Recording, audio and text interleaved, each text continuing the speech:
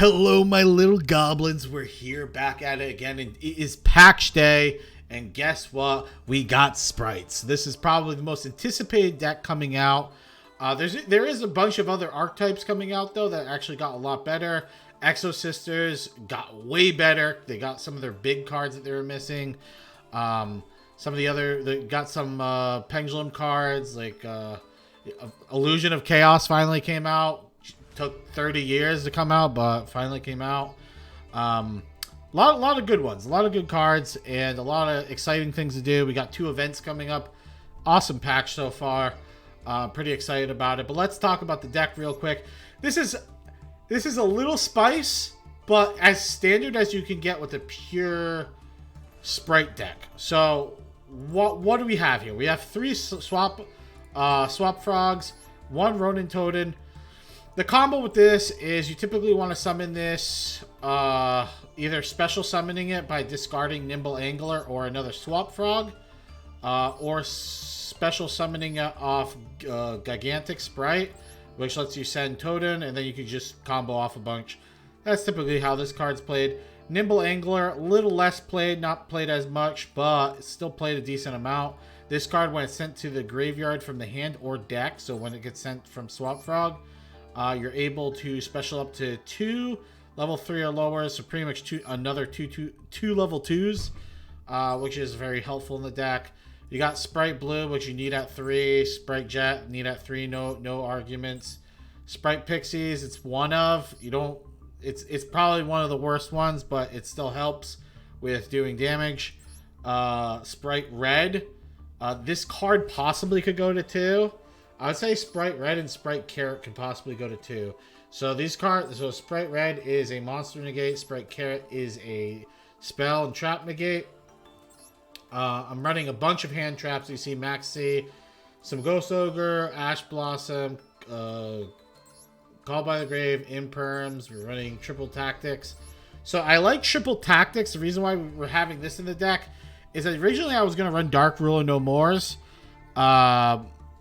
Or even droplets, but then I don't know. Like tactics is probably the most versatile card, one of the most versatile like cards that can go second or first. Because if your opponent hand traps you turn 1, you can use the effect to draw or like nuke your opponent's hand. And if you're going second, you can extend the board, take one of your opponent's monsters. Has a lot of stuff to it. We got Pot of Pea, Cross Out. Starter, if we could run 3, we would run 3. Smashers at 2, and then Imperm at 3. Honestly, Smashers I feel like would be at 1 if Starter wasn't semi-limited. But we have Smashers here too. So let's talk about the extra deck real quick before we get into the games. So you guys are probably saying, what the hell is that End of Anubis?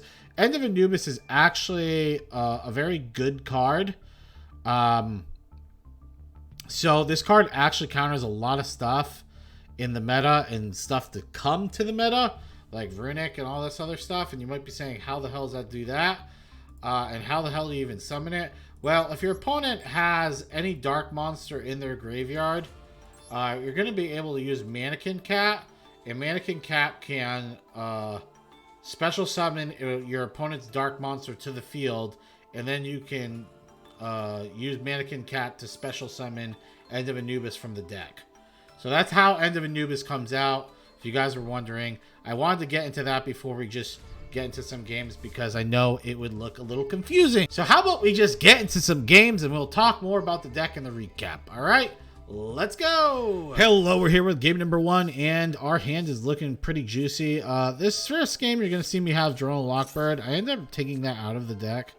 I think it's good. It's a good card, but it's not a level 2, so I can't even like Max C. At least I can use it as a level 2 too. And sometimes I find it just doesn't really do too much for me right now. Maybe if people are playing more cards that, nah, it's a good card. I just rather not run it. I don't know, personally. But we're comboing off here, as you can see. I do want to say, if you guys noticed what my deck name was called in the earlier clip, it's called that because I got 150 packs, and I only pulled 3 Spright cards out of the 150 packs. If that isn't like... I feel like the cards are like skewed. I really do. Because this isn't the... Dude, this has happened so many times to me already. So as you can see what our board is, Gigantic Spright we don't really need there, but we have IP Masquerena that can go into some plays. We got Carrot to go for the spell negate. So we're actually gonna we can activate Maxi right in our opponent's opener, because if he has called by, we can negate it. And our opponent just concedes, and it is GG. All right, we're here with game number 2, and this game was a very tilting one.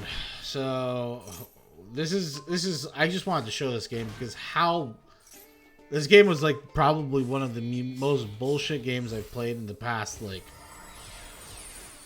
few videos. Let's be honest, it happens to me a lot. So we're comboing. Swap Frog comes out, sends Rodent Totem.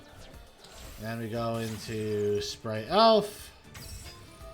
Elf is gonna bring back this shit. Honestly, I feel like Gigantic Spright should be a quick play. His effect should be a quick play. Do you guys agree with that? Alright, so we got... I want to point out, we got Monster Negate, we got Spell and Trap Negate, we got Imperm, we got Ghost Ogre, plus we got IP Masquerena that can go into Nightmare Unicorn or into Mech Knight. You guys might be saying, why the hell are you running Mech Knight? It's probably a silly card, to be honest. I just did it because it's troll. There's some decks that just lose to it. Best of one format, you know. But honestly, with it's probably not even that good to play right now. To be completely honest, might be tough. Oh, by the way, when you're playing your Spright cards, you always wanna. Obviously, you might need to leave something open for a link play. But you always want to place them in the arrows of Elf. Because Elf has the ability where your opponent cannot target monsters this card points to. So it's actually super important to do that. Just saying. But our opponent's playing Runic. It's very annoying. But I'm actually not too concerned with it. Because I have Ghost Ogre. So I can actually counter, like, my opponent's playing super greed. Like he's going for the 3. He's going for the 3 spell and traps. So we're able to get a nice juicy Ghost Ogre off.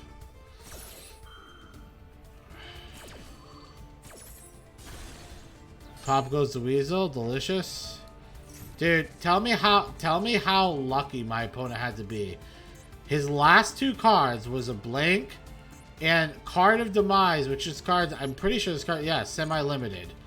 So, Card of Demise, draws 3, sets 3. Okay, cool. Skill Drain?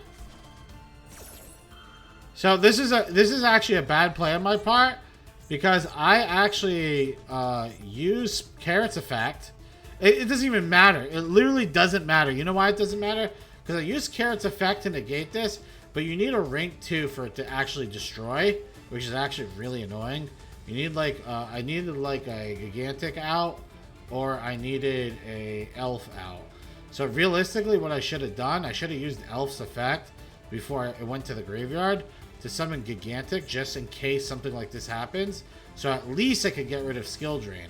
But there can only be one. Absolutely devastates me right here. Absolutely devastates me.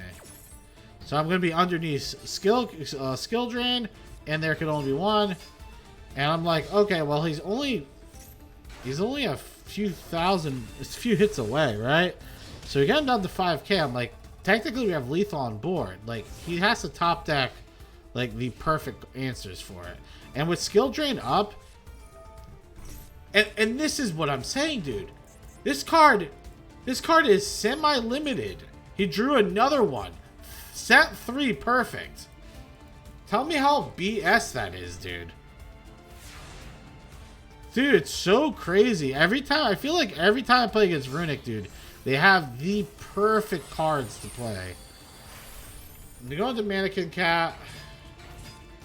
Honestly, I know this looks crazy, But like I'm hoping these are like kind of like dead cards, like Pot of, you know, like his pot cards, like Pot of Pot of P and stuff like that. Like cards he doesn't want to activate because you don't want to activate Pot of P, and if you get top deck something you can't really set with Card of Demise. And Card of Demise I think you can't draw anymore, right? Or something like that. I don't know. But nope, he gets Flashing Fire, pops my card. I'm like, okay, well I guess I'm not killing him. But at least if I could do 3k to him. Nope. He just makes my card so it can't do anything. Sets another card. What do you guys think it's this time? Oh, Runic Slumber. We do nothing again. Okay. Let's see what it is this time. Surely it can't be anything that bad.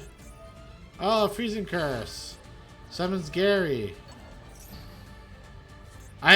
So here, I'm like, if this last card is nothing, like a Pot of P or something, right? Or just something useless, right? Probably not Pot of P, probably would activate it. Like, we win right here with Smashers. So I activate Smashers, get rid of Gary, and then attack. Nope! Runic of Dispelling, summons Huggin. And I'm like, okay, well, he's in top deck mode. There's really, like, I have a good chance. I also have Ronin Toad in the graveyard. So, like, if I top deck pretty much any level 2, I'm able to go into another, like, level 2 play here. I set Imperm. Pointless set, by the way. You can't even use Imperm if they have Skill Drain. Stupid. Top deck's Pot of Desires. There's no way he gets any good cards off this, right? Oh, Runic Fountain. And then Runic Dispelling. Yeah. Yeah, why not? Why not? Sets 3. Awesome. Game's great. I actually get Starter. Which I don't even know if I could even activate it anymore. I think I held it in my hand just in case.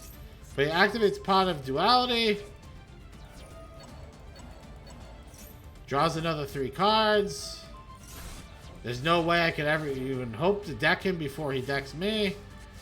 So I actually have to do something here. And then he activates Rivalry. Yeah, dude, this game's awesome, dude. I fucking love this game. It's so good. Oh, man, we're here for game number 3. But that game was so tilting. Like, ideally, you could still kind of play through that. Like, play through stuff. You just have to... You know what I'm thinking about? No. We misplayed that last game. I feel like we could have won it. I'm thinking about it now, right? And when the opponent activate, like if I summon the Spright, if I summon Gigantic Spright, I could have negated the skill drain, and then I could have just waited to get the spell, the other Spright spell, and I could have banished the skill drain. Yeah, that was probably the play. Kind of annoying. Now I'm thinking about it, though. It probably could have outplayed it. It really depends, though. It's kind of tough.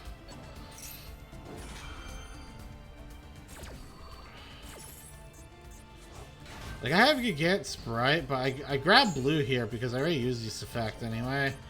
And blue's gonna let me get Jet. Just refill my hand. Goes for Geki. I'm a troll. I go for the IP Masquerada into Mech Knight. You know, I'm actually thinking about putting in the deck like an Apollousa. I noticed I get like 4 cards in the field a lot. The reason why I'm not really thinking of Apollousa is because I feel like it's not really necessary. Because you get a decent amount of negates already. Apollousa might be sweet though. You know? I feel like it might help in the Spright mirror too, having the extra 4 negates. Spright blue comes out. We get red. Summon red. Summon Jet. So we're going to go for a one-shot. Smashers. The Smashers is the card I'm thinking of.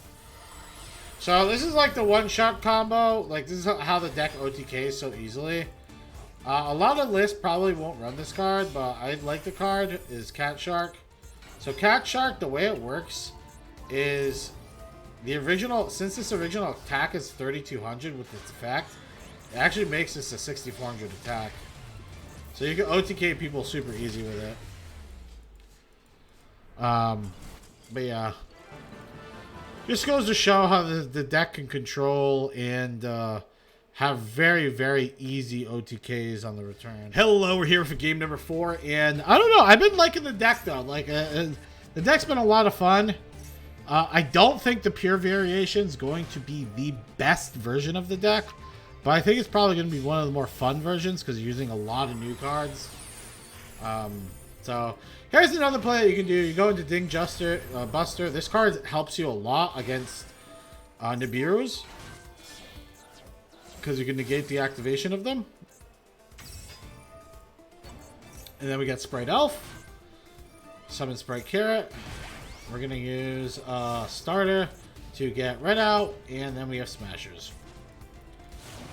Our opponent's going to Kaiju, our Spell, our Carrot. So this tells me he really needs it. He has also Called by the Grave. Really annoying. You might be saying, oh, you could have just held Carrot. Dude, you think he's going to Call by the Grave fucking nothing? So obviously I got to activate it. We're going to snipe. Always snipe the middle. And we hit There Can Only Be One, which is massive.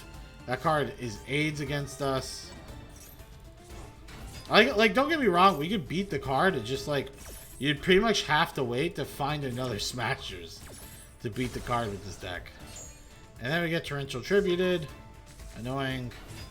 Swap Frog. So this is the beautiful thing.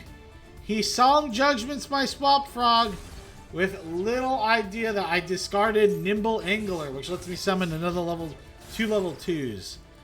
Then I could go into Elf. We go into Spright.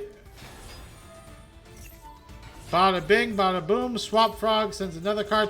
Oh, this is a massive fuck up by me. So I'm going to say I'm tired. I haven't slept. My excuse for everything. And it was an honest misclick. I did not mean to fucking do this. So I discarded the Elf. Never get rid of the Link monster, XZ monster you're using to go into this. Because you lose the effect. I did not mean to do this. I meant to get rid of Jet. So, we can get close to it, but no cigar. If our opponent ended up top decking something incredible and we lost, well, by God, they deserved it at that point, right?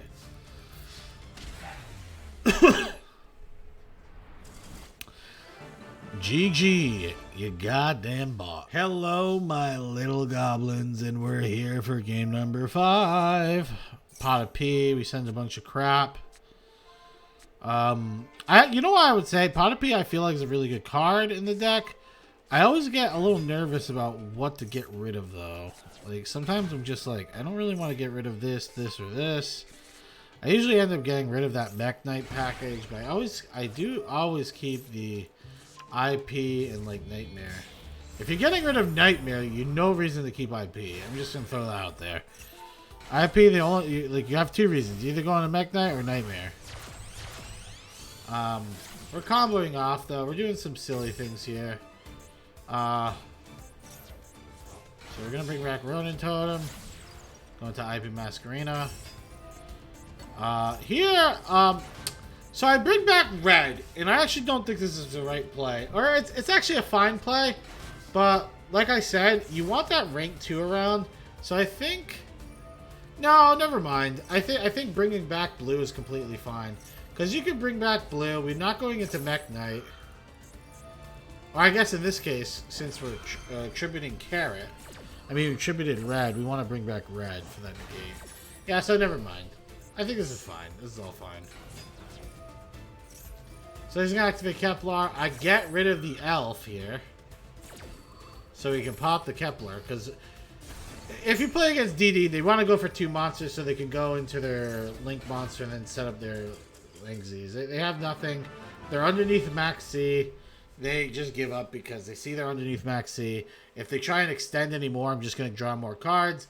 And plus, if he extends one more, I can literally just go into Nightmare Unicorn so he never goes into his Link monster. It'd be GG, easy. And we're here with the 6th and final match, and we're playing against Banzai Attack, who is loaded, apparently. He bought the 1-year anniversary. He is the king of games now. Automatically. Konami gave it to him because they gave him money. Oh man, dude, this game, I swear, dude, sometimes at least, dude, the last 3 big pulls I did, dude, I got completely dried on pulls here, dude. Crazy. We go for Spright Elf. I'm happy I got the Royal Rare Spright Elf though. I crafted that shit because I didn't pull any of that in packs. I can tell you that. Did not pull any of it in packs. The only cards I pulled in pack, I pulled 2 gigantic sprites, and I pulled 1 blue out of 150 packs. Seems pretty good odds, doesn't it? Seems pretty good odds. I just want to say 50. I got 5 pulls out of that, by the way, with 0 ultra rares. Pretty neato.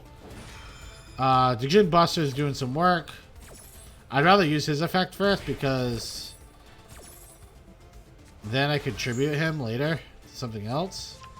So he goes for Soul Servant. I'm like disgusting, by the way. I'm not actually a jerk. I'm a jerk in this game. So he summons that. I'm just gonna pop it with red. I'm like, get that Dark Magician shit out of my face. I have a vendetta against Cold Money now. Soul Servant. Is going to activate Soul Servant's effect to add the Magician's Souls. I'm like, nah, you're not. Call by the Grave, get rid of Dark Magician. So if you get rid of Dark Magician when he activates this, he doesn't get to draw. So that's why we do it. And then he just gives up. Isn't that funny? Ruining people's days with meta deck. Hello, everybody, and thank you for watching this far. It's much appreciated. And if you could subscribe, that'd be even more appreciated. Just do it. Also, join us on the Discord. Discord's very important to join. You know why it's important to join? The description's down below. Easy to do, right? We talk about Yu-Gi-Oh! In there. You get to find out when my tournaments are actually being hosted, right? Which sometimes we have cash prizes, sometimes we don't. But sometimes we do fun stuff with it. And you get to join a great community, 300 plus members. And on top of all that, you get to know when I stream on Twitch. I stream a few times a week. Most of the time, question mark. But you get to find out when I actually stream. So I think it's a lot easier for me to, instead of saying, hey, watch me on Twitch, it's just probably easier for me to say, join the Discord so you can find out when I stream. Alright? That being said, how did the deck perform? Deck performed insane. I dropped 3 games the entire night. 1 to Exosisters, 2 to Runic. The Runic matchup is pretty rough with the pure variant, but that first game, I was reviewing it again, the game I lost that I was raging about. Like, I think in my mind, I didn't know this card could just banish anything. I feel like if I use the smashes correctly, right, we probably could have won. It was gonna be it'd have to be a toss up. And me using smashers correctly, no, we definitely would have won, because if we would have gotten rid of skill drain, right, Mech Knight would be untargetable. So that would have been really tough for him to use his abilities on. Yeah, we probably could have won that. Yeah, pretty rough. But yeah, another mistake I made is I should have brought back the gigantic Spright. Just for the fact that I knew my opponent what he was playing. So it was a very high possibility he was going to have floodgates. And me being a silly little baka, I should have expected to have Carrot have a card out, a rank 2 card for Carrot to pop. which would have been the Spright. Yeah, so my mistake. That's my bad. My bad. Other than that, though, the deck performed very, very well. It was a very powerful deck. I think if you build this exact list, I don't think you would be upset with it at all. If you don't want to build the End of Anubis, which I get, which is, again, secret tech in the mirror match, secret tech. This card's insane in the mirror match. So just remember that. It's also, the card's insane against a lot of other decks. This card would have been nuts against Runic. Because guess what? This card pretty much makes the field spell unplayable. The field spell wouldn't activate at all. Because it's cards that target cards in the graveyard. They're negated. It's pretty much like putting up a Necro Valley on the field. I think you'll be happy with it. Hopefully, when you guys are pulling your packs, you get luckier than I did. Because like I said, 150 packs, I pulled 1, 2, 3 ultra rares. That means your boy had to craft. I had to dismantle. You know what? I can even show you guys right here real quick. I ended up getting 3 or 2 of these cards. Got like 2 of these cards. I got 3 of these. I dismantled 2. I got 4 Bravers. I wanted to keep at least 1. I think you need 1 for one of the for a deck that we might do. I grew 2 Life Streamers. I dismantled 1. I got 2. Ended up getting 2 Neoses. Dismantled both of them. And I got this for my free stuff. Kind of cucky, I'm not gonna lie. We also got 3 Marthas, so we're probably gonna do an Exo Sister deck at one point, because that deck seems a lot of fun now. Seems very consistent and stuff. So, and plus they got the Magnifica, which is one of their better cards. So I hope you guys enjoyed the video. But before I even do that, I'm just gonna say on a power scaling of 1 to 10, I'm gonna say this particular deck. You know what? I'm not even going to say this particular deck is like a solid 9 or 9.5. I think it's a tier 1 deck, right? The archetype, I think, is a tier 1 archetype. So I think you could build a bunch of different versions of this deck.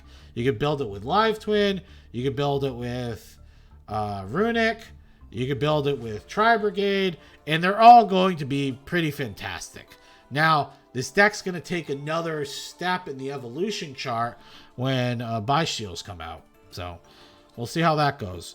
But on a tier scale, it's going to be a tier 1. Like I said, it's going to be a tier 1 deck. Anyone who says it's not, they're out of their mind. I don't think anyone's saying it's not. So, I don't know why I even said that. Toad was a big hit, and so was Hulk. Because the reason why Hulk was so beautiful in this deck is you could have gone into Hulk. Hulk could, just to give you an idea of why the deck was so crazy with Hulk. So, you could use Spright. You could use Spright to summon Swap Frog. And then you could get Hulk to get Ash. And then you can pretty much search out like Ash or Ghost. And then use Swap Frog to bounce Ash or Ghost back to your hand. So you could pretty much like tutor out hand traps, which is pretty nuts. It was also, Hulk was really good with Deep Sea Diva, which I don't think you play Deep Sea Diva anymore. I don't think there's a point in playing it, because you'd play, it'd give you some tuner plays there.